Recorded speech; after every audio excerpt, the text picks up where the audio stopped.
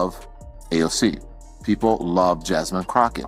People love Eric Swalwell and the like. And I think that the Democratic Party should put the people out there who the people want. They should put the politicians out there who the people want, who they're asking for, who are meeting the moment with the same energy that they're not asking for AOC. Yes, they are. The people you party with No. The people I party with don't like AOC. Oh, please. No, they don't at all. Well, most people don't. But she's AOC, very far left. Let me tell you why I'm saying that. As Alexandria Ocasio-Cortez scrambles to respond to Bill Maher's blistering on-air critique of her anti-American remarks, panic seems to be setting in.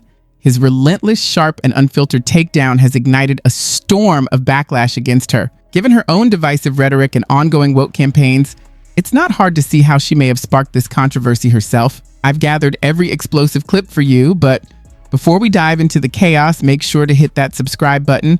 You won't want to miss a single intense moment.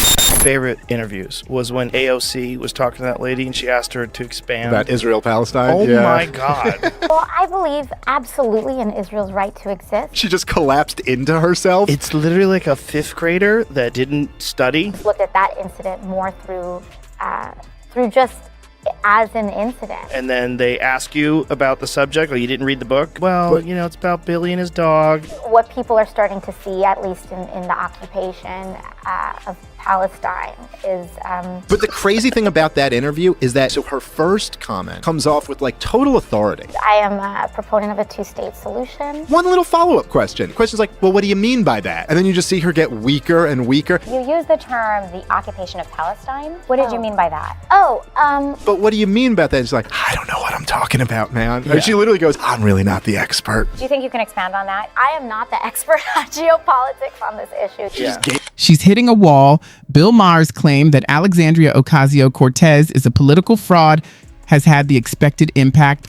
Once celebrated as a fearless progressive firebrand, AOC now struggles to give clear answers on the very issues that propelled her career. Her recent responses on economics, immigration, and climate policy have ranged from evasive to plainly confused. Observers across the spectrum are noticing growing criticism is coming not just from the right, but also from centrists and even disillusioned voices within the left. Joe Rogan has weighed in as well, drawing parallels between AOC and Kamala Harris, another media-created persona who, in his view, delivers catchy slogans rather than substance. With every new appearance, her aura of confidence increasingly reads as performance. The emperor has no clothes. Here she is. And I think if you actually do see some of the photos of the signs, I think there's something to be said about the government's about to shut down. There's a vote clock that's going down. The exits that are normally open in that building were suddenly closed. Suddenly. So you pull the fire alarm? So what I'm here to say is that What I'm House here to say Administration and U.S. Capitol Police and Jamal Bowman are an active, and he's fully participating and saying there was a misunderstanding. But what I do think is hold on. He's active and fully participating in saying that there was a misunderstanding. He was actively. That is not our language. No, he was. What language is that? She is delightfully stupid. I know people don't like her. I understand that. Right. But I just find her just wonderful. She's so dumb. And there it is. Fear on full display. Hollow, buzzword-laden answers that accomplish almost nothing. It's like watching a word salad set on fire. Anyone who's followed AOC for a while can spot the pattern when she's caught off guard. Her replies often spiral into jargon-heavy statements that even her supporters struggle to follow. To mask the lack of real answers, she leans on terms like intersectionality, structural injustice, and oppressed communities as intellectual smokescreens. But people are noticing the theatrics that once drew attention are losing their appeal. What once seemed like fearless passion increasingly reads as a carefully crafted persona built for social media optics rather than policy substance.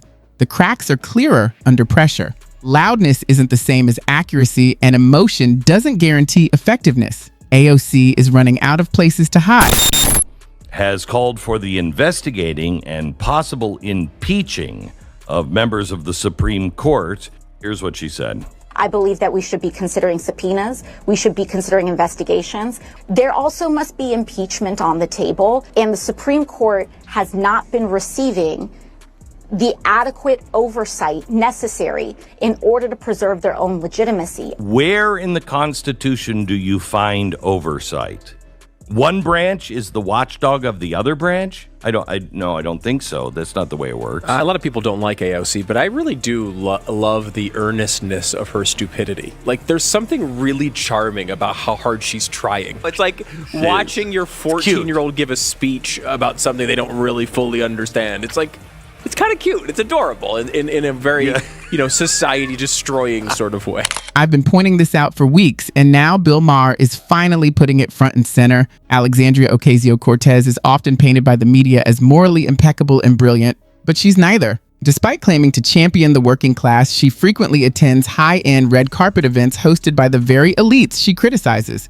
Wearing expensive gowns to glamorous galas while preaching about wealth inequality feels more like performance than activism. So, when whispers began that AOC might replace Claw Harris, many of us raised an eyebrow, and with good reason. The illusion is clear. AOC has social media skill and volume, but she lacks depth and true leadership. Look closer, and she falters. If this is the vision the Democratic Party has for its future, they may be in far greater danger than they realize. Bill Maher's takedown simply pulled back the curtain. AOC. People love Jasmine Crockett. People love Eric Swalwell and the like. And I think that the Democratic Party should put the people out there who the people want. They should put the politicians out there who the people want, who they're asking for, who are meeting the moment with the same energy that they're not asking for AOC. Yes, they are. The people you party with No. The people I party with don't like AOC. Oh, please. No, they don't at all. Well, most people don't. But she's AOC, very far left. Let me tell you why I'm saying that. And hold on a second. The goalposts are shifting faster than ever, and even AOC's own supporters seem rattled. Don Lemon bluntly claims that the public wants AOC to take the lead. Bill Maher, however, calmly points out that very few people outside Lehman's circle actually support her. Suddenly, Don backtracks, admitting even his friends aren't on board. If that isn't a clear sign of fear and confusion, I don't know what is. It's like watching someone try to bail out a sinking ship with a spoon. Honestly, it's hardly surprising. Trying to pitch an AOC presidential run is like selling sand in the desert. It's nearly impossible. And since Don Lemon has been searching for relevance since leaving CNN, this awkward attempt to defend her only underscores his growing desperation. So I don't know if she's behind the 8 ball, but I don't think she's as privileged as many people who are in Congress right now. Is that privileged or not? She was a bartender. Yeah. So I was a delivery boy. But I'm saying sometimes, Bill, you don't agree with Donald Trump's policies. No. But that's what the people want. Some of them. Whether you like her or not, I don't like what she did with Amazon in New York. But I think AOC she's a Democratic icon. Well, she's the wrong. If you think that's the direction the country, the Democratic. I'm not saying the policies that she espouses that's the direction, but I'm saying that you have to give the people who are out front speaking for the party, not the people who are. If you think she's evolving, yeah, she's evolving, and as we all are, and she is moving into right.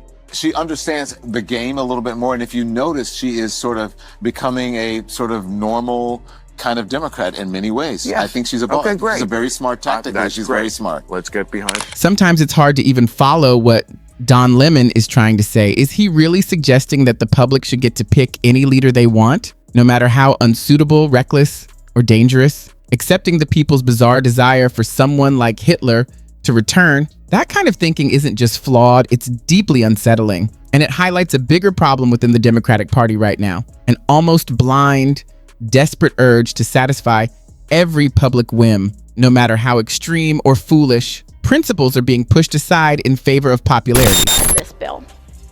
Yes, bigoted folks love this bill. Assaulters love this bill. But also, CEOs love this bill. Because Los Angeles is on fire right now. And this is the #1 priority the majority has. Thank you, and I yield. Alexandria Ocasio-Cortez often accuses supporters of women's sports of discrimination, not because they're bigoted, but because their views clash with her broader critique of traditional American values. She frames any opposition to biological males competing in women's sports as aggressive, turning questions of fairness into moral attacks. In her view, preserving competitive integrity is exclusive, while redefining standards to promote diversity, even at the cost of justice, is the morally correct choice. Watch her speak without sound, and her furrowed brows and intense gestures might seem persuasive. Listen closely, though, and it's clear that performance often outweighs conviction. Her passionate delivery hides shallow reasoning, leaving observers embarrassed. She argues fiercely about issues she doesn't fully grasp, yet refuses to relent. AOC's political brand relies more on theatrics and emotional appeal than on intellectual rigor. As this becomes harder to overlook, her influence begins to wane. Bill Maher and other commentators are highlighting her flaws, revealing someone more invested in protecting her image than fostering genuine dialogue. Her impact on the future may not be as profound as it appears.